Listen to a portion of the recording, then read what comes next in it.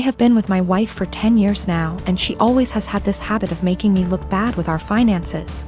Whenever anything regarding spending money comes up, she will always say how broke we are and she doesn't have the money to do this or buy that. The thing is, we are doing well financially. We have decent jobs and combine our salary is roughly $125K / year. As of today, our net worth is more than $1 million but less than 2. I had saved / invested a lot before getting married, so I gave us a good head start. I control the finances / take the lead, but we both agreed to living a very modest life. We both have our cars from college, for example, Honda and Toyota. She knows everything about our finances because at least once a month I go over it with her every time I deposit money in our investment accounts or our kids' college funds. For banking, we have an emergency fund and I budget everything else to go straight into investments.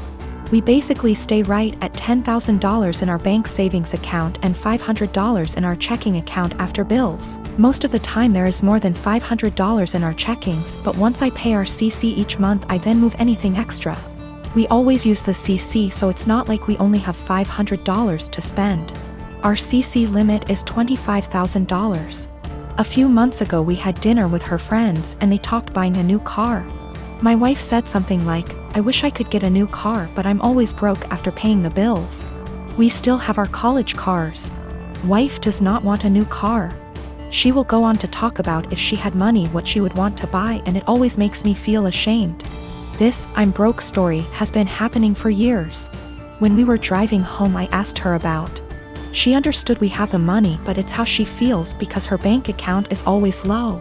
I said I can increase our budget or keep more money in our bank if she wants. Since we are doing well, I'm okay with spending more. She said no and again was happy with our finances. I explained that when she says we are broke, it makes me look bad and I feel ashamed. It's as though I can't provide for the family and / or I am bad with money. She doesn't see it that way. The same conversation has come up numerous times about us being broke. Recently, I reminded her numerous times it makes me feel and look bad in front of friends and family. I told her if she keeps saying stuff like that, I will reveal that we are doing well with money. I gave her a few reminders I'd eventually do this, but she kept going with the "I'm broke" story. At a dinner with her sister and parents, the same "I'm broke" story came up. I piped in and said, "It's weird to hear a millionaire say they are broke." My wife said, "I'm not though." And I quickly say, "We are millionaires and you know that. We go over our finances every month." Well, the "I'm broke" story stopped after that and the night went on as usual. A little later the same thing happens with her friends and I use the same line. Now my wife is mad at me for using that line and revealing roughly how much money we have. She said it seems like I'm gloating. I say it's better than making me look like I'm running us into the ground financially. I'm pretty open to us spending money and I don't restrict her spending. She has the CC to spend money monthly. Most of the month we have far more than $500 in our checking, but I move anything above to our investments once I pay the CC every month. I know I won't have any big expenses then.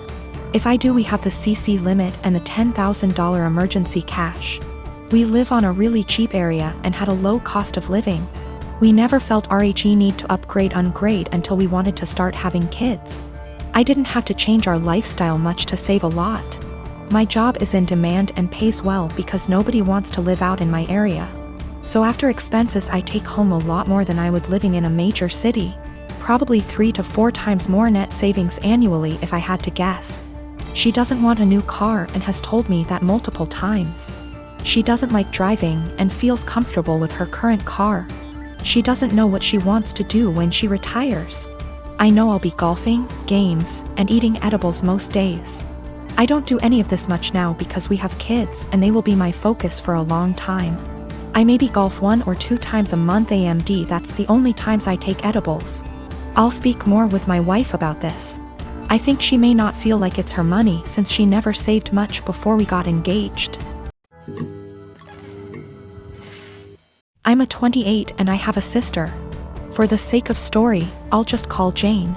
Jane is married to Bob and they have 2 kids, boy and a girl. My niece and nephew are wonderful kids and no trouble at all. They fight as siblings do, but nothing big. I love them. Now for about 2 years, I did live with my sister. It was a miserable time that really affected our relationship. She saw me as free labor, money, and babysitting. Even when I managed to get a small part-time job, she demanded I hand over nearly half my pay or get out. It was hell as she took completely advantage of me. I moved out as soon as I could and we have little contact outside of family gatherings.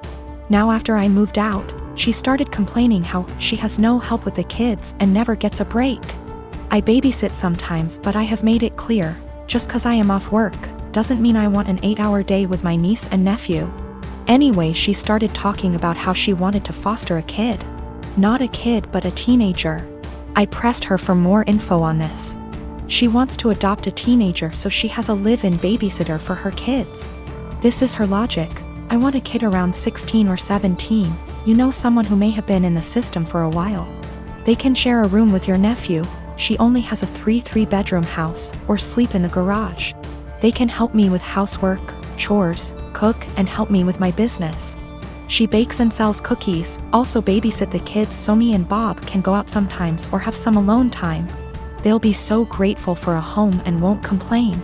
I won't have to pay them at all. And then when they turn 18, I can just sign up for another foster kid.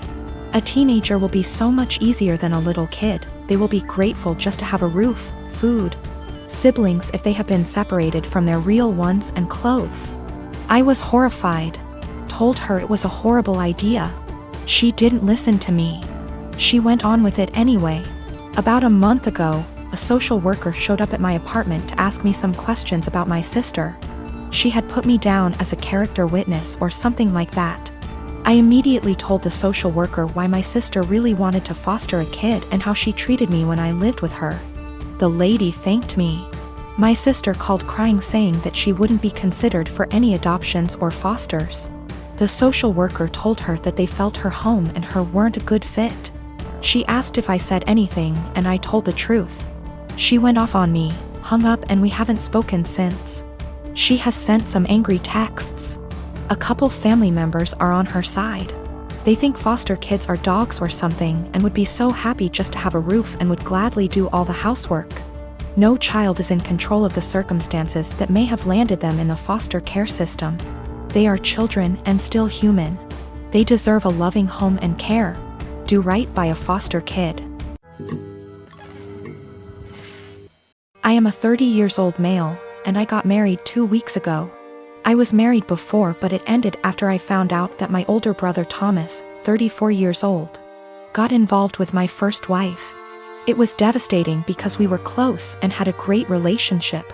I also helped him so much while he was struggling, and seeing how he repaid me hurts to this very day. I stopped talking to him, and Mom and Dad forced me to keep it a secret, and because I was too weak to argue with them, I just kept my own distance. Then I met my now wife. My family loved and embraced her as their own. Mom and Dad treat her like a queen, which helped repair and solidified my relationship with them. However, as the wedding was approaching, they told me they expected me to invite Thomas. I of course refused, but they kept guilting me about what the relatives and other guests would think and say when they don't see Thomas there. I fought with them about it till the day of the wedding. Turned out they'd invited him behind my back, but I found out and stopped them in time. They came to the wedding looking pissed, asking what we were going to tell people when they ask about Thomas. I told them I'd take care of it. And what I did was take a moment while everyone was paying attention, grabbed the mic and flat out announced this and said, "The reason I didn't invite Thomas to my wedding is because I was worried he'd steal my now wife just like he stole the first one." I said it playfully to not make it sound so tense, but most of the guests looked shocked and started mumbling. Then it went awkwardly quiet for a moment. Then we moved on, but I saw Mom and Dad walk out while looking at me grudgingly.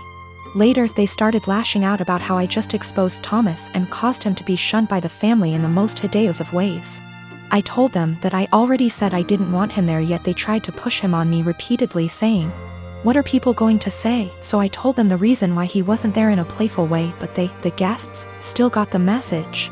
Mom started yelling about how everyone will now look down on and shun Thomas. She called me pathetic and cruel for still punishing him and gradually ruining his life despite him apologizing and trying to reconcile, but in my opinion, some things are just unforgivable. We've been on horrible terms since then. My wife said at least now they're off my back about what people would say about not inviting him. Me and my wife, Jessie, had our daughter 2 years ago. Jessie is a smoker. She doesn't smoke a lot, but she consumes 2/3 a day. She wanted to be the one who got pregnant, and I told her that she couldn't smoke at any point in the pregnancy, and only after our baby stopped breastfeeding, she could start consuming again. She agreed. I'm against smoking. I don't smoke, but it doesn't bother me that much other people smoke, and to my delight. Jessie was never a person who smelled like cigarettes despite being a smoker.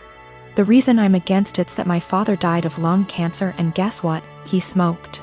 When our daughter was born, I managed to stay at home for 1 year and 3 months, because it hit the pandemic and home office. So we could both take care of it. Jessie also took advantage of the home office, same company, I'm in a higher position. When our company asked for employees to come back from the home office, we decided that we didn't want to put her in childcare yet, and we decided together that I would come back, and she would quit to stay at home all the time. Currently, we have a fair division of tasks at home. When I get home from work, I take care of our daughter so she can rest, and 2 days a week, part-time, I work at home so as not to overload. I know she stays overwhelmed, but I try to help. Recently, our daughter weaned, and Jessie came to talk to me that she wanted to finally start smoking again. I said that I wouldn't pay for them, but I pay for everything. I even proposed to rearrange my schedule in case she wanted to do some freelancer. She's also a designer. But I wouldn't give her the money. THR cigarettes are my limit. She was annoyed, saying that we agreed on her being SOM and that I would provide financially for the family, including her expenses, and I am going behind our agreed.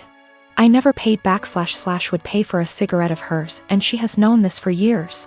She's still mad at me, saying I'm using being the breadwinner to not let her smoke and forcing her to look for another way to earn money to buy something she wants. I don't know if I'm wrong, but cigarettes are a choice and a bad addiction. I don't feel comfortable paying for it. Given my family history, I always made it very clear that I would never pay for a cigarette.